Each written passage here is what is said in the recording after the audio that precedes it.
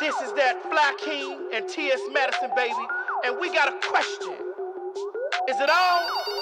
Because we just... Hey, let me tell y'all something about Ryan motherfucking Murphy. That man is all right with me. Have y'all seen the new show on FX? It's called Pose. It comes on Sunday nights at 9 p.m. Pacific Standard Time because they got to see it on the East Coast before I got to see it on the West Coast, but that's all right. But the show follows characters that portray people who were in the gay ballroom scene. I wouldn't even just say the ballroom scene, even though it just focused on that. It also touches on gay culture in general in the 1980s. It starts off in New York City in 1987. And when I first heard about the show, I was a little weary because I was like, you know, they were saying that how can a white man portray, you know, the African-American urban ballroom scene and put it in that positive light and tell those stories when he's a white man. And I'm like, well, Ryan Murphy seems like a very research person, and he's an artiste. He's a genius in my opinion. His cinematography and his videography is just, his ideas and his presentation is just amazing. So I expect him to do his research and really portray an accurate tale of what it was like to be a gay person of color during the 1980s in America. And baby, he did a wonderful job. So the story starts out where everyone is, we have everyone in the house of abundance, honey, abundance. So we have everybody gathered round, and we have the mother, and we have all of her children, and they're in the house and they're voguing and giving beat and giving me life. Like, you know, I wanted to get a bowl of cereal, all the life that I was given, like life cereal. So it was one girl in particular. She was a little kind of like, she wasn't as beat as the mom. The mom is sickening. I don't know her name on the show. I think her name is Miss Extravaganza. Bitch, she's an that bitch is a bad bitch. I know y'all hoes is mad at Miss Extravaganza. She's giving you Naomi Campbell realness. So she had one of her children, and she had this curly Sue wig, and she said, well, the next time we should walk all together, and we should do a royalty. So then the mother said, well, what the fuck we gonna do? Get Burger King crowns and walk the ball, and everybody kikied. And then she turned around, and the bitch gonna have the audacity, the gall, to say, oh, we're going to walk the ball. We're going to be royalty, the house of abundance. And all the children went for it. And I said, now, wait a minute. Because you just stole this bitch idea. Don't be Beyonceing people now, stealing people's shit and putting your name on it and seeing, and you got the copyright, even though this bitch then came up with the shit. But nevertheless, then the mother proceeds to read her like, girl, just because you have an idea don't mean you know how to properly execute it. So now we're dealing with gay culture in the 1950s, people who didn't have a lot of money. You know, a lot of people, even now, but more so than in the 1980s, it was such, you know, I feel like being gay now in today's world is so much more accepted than it was in the 1980s. Everything was so shunned out. You were AIDS. You were the scum of the earth. You were trash. So you didn't have any money. You did what you could. You might have had to suck a dick, lick a clit, hell, for $1 or $2. So they ended up, so they can get their outfits for the ball, they end up going into a museum in New York, and they had the royalty theme. So they went in there, they ended up spending the night. Mind you, they done robbed, poor Donna Summer, rest in peace Donna Summer, they done robbed all them these good white people, royal 19th century Victorian garments out the museum to Donna Summer, okay?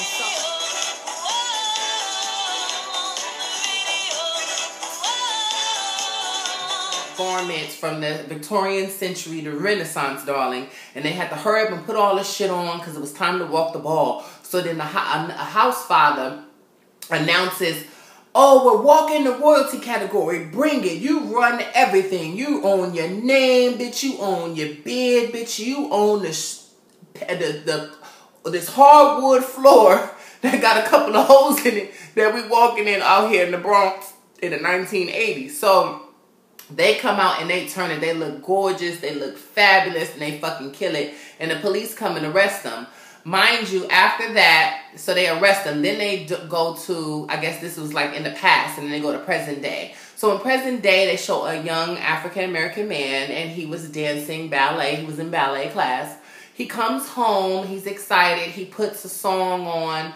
I believe it's like a Whitney Houston, I Want to Dance With Somebody. I don't remember the song they played. So he dances to the song, and his father comes home. His father comes home and to stop the music, and I guess his father was upset, obviously, because his son is gay. His son has been struggling with his sexuality, and the father ends up beating him. And the mother comes in, and the mother stops the father from beating him, and the father ends up picking the boy up and says, "You got to get out of my house. Get out of my house."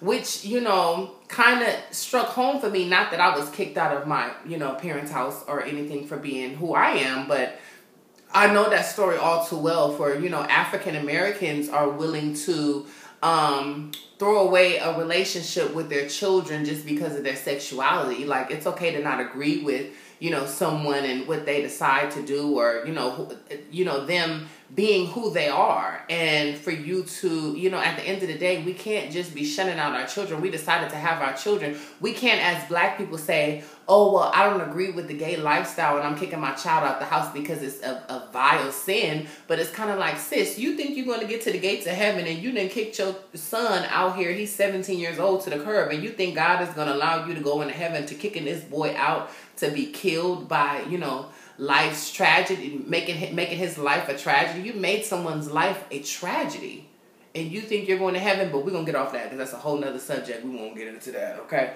So he ends up getting kicked out. The mom comes out, and I'm thinking the mom is going to try to, refugee the situation and save the son. The mom ends up slapping him. "How could you do this to me? I had your back, and I told your dad, and you're out here with this, doing this vile filth and these nasty things and these sinful things, and God is going to punish you. He's going to give you that disease." That disease she's talking about is AIDS. And unfortunately, a lot of people at that time, especially African Americans, had this idea that the AIDS virus is just for African American or gay people. And it's like, straight people get AIDS too. Those millions of people who die every year of AIDS, it's not just gay people. It ain't even that many gay people around when you really think about it. But that's a whole nother story. We won't get into that. So he ends up being in the street. So it goes to one of the children who are in the house of abundance, mothered by Mother Extravaganza, and she's in one of those clinics, and we have people coming out and they're crying. So obviously, I'm like, okay, these are people who are finding out their HIV status results. So she gets her results, and it turns out that she's HIV positive. So she's kind of devastated, but she's taking it real well. And she says, "You know what? I want to live. I don't want to die," even though this is supposed to be a death sentence. Keep in mind, this is 1980s. You know what I'm saying? This is 1980s. Now we got PrEP, and we got all of these different things that you can take and you can do. And we got vegan restaurants and all type of shit. So if you have HIV, it's not necessarily a death sentence nowadays, but because we have things like PrEP. But in the 1980s, when you got it, the only PrEP you had was prepare to die. That's just unfortunately what it is. So, which is not funny. I'm just being real. I'm not making a joke of it. I'm just saying what it was. Like, at that time, a lot of people, unfortunately, died from HIV. It was what it was. I didn't create it. It was some monkeys in Africa, they said, allegedly. So she ends up deciding, with that experience with her dealing with Mother Extravaganza, that, I come up with these ideas, and bitch, you take my ideas and run with them so I can be my own mother. And this is my dream. I want to make a name for myself. I don't want to just be someone who was here and died of HIV and went about her life. So she decided to get her own apartment and do her own thing. So Mother Extravaganza found out. So when the child went to the house meeting, Mother Extravaganza, she gave her old nasty read. She said, "You think you's a big girl, but I can sit on 5th Avenue with the white folks with my cheeks high as the sun, honey." Oh, let me tell you something about high cheekbones in the gay community, bitch. And I got some high cheekbones. They pretty high, bitch. You see them? They give it Cynthia Bailey cheekbones, bitch. You bad. But anyway, so she said, I can sit on 5th Avenue in front of Bergdorf, high as the cheekbones as those other white women, while you sit there and hide in the shadows. Beast. I said, oh shit, honey, because beast is something that's a negative connotation within the transgender community. It almost speaks to, you want to be a woman, but you look like a man. You're a beast. So that's what she called her. I didn't say that.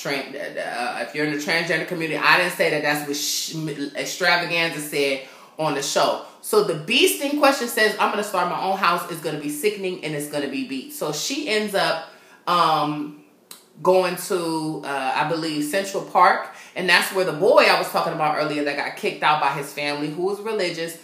And he wanted to be a ballerina. He wanted to be a dancer. So she ends up recruiting him for her house. There's also another young, a transgender, beautiful girl who was a prostitute, because back in those days, and a lot of times, even these days, it's unfortunate when you're kicked out as a gay person, you kind of got to do a little sucky, a little something strange for some change, because how else are you going to get money? Society, no one's going to hire you. Your family doesn't even want you. So how do you expect to earn a living in society? So what ended up happening is the girl ended up being a transgender, and some white man came and ended up, they didn't even really do nothing, but she ended up getting some money. So she got rejected by him, and she ended up being at a ball. So the beast in question ends up recruiting her. So they end up having, so now she has a son, and now she has a daughter in the house. She tries to get her son enrolled in, her gay son enrolled in a dance school, and trying to get his life together. She's a really, a really good mother. I really think that she's made out for this, but despite Lady Extravaganza's comments. So they end up challenging the House of Abundance at the ball, and the House of Abundance laid into them. They were absolutely not prepared. But they ended up getting another member. His name was Poppy, a Hispanic gentleman who was gorgeous. I think that I forgot what her house name was. It was named after a model, but I forgot. Put it in the comments. I forgot the name of the house that she came up with. But she challenged it. She ended up losing. The House of Abundance was just too abundant for her, honey. So she ends up recruiting Poppy, and everything. And that set the tone for the show itself. So we have the House of Abundance, which is a big house, and they're beat and they're fierce. But now one of their members ends up starting their own house. So now that they're rivals. So now when I looked at the trailer, it's so many different things that happen, because one of the people in the new house, the girl who I was talking about earlier, who was kind of a prostitute, she ends up meeting this white man, and the white man is married with kids, but he's kind of in love with her, even though he doesn't want to admit it. He's in love with the transgender. So that kind of story kind of unfolds. And we have the other guy who's also recruited, who wanted to go to dance school, and the mother got him in dance school. So that story is going to unfold. We have this new character, Poppy, who popped up. So we're going to find out a little bit more about him. And Miss Extravaganza, I love her. She's so fucking fierce. Every time you see her, she's fucking fierce. She looked like she came right out the Kentucky Derby with them hats are fucking fierce.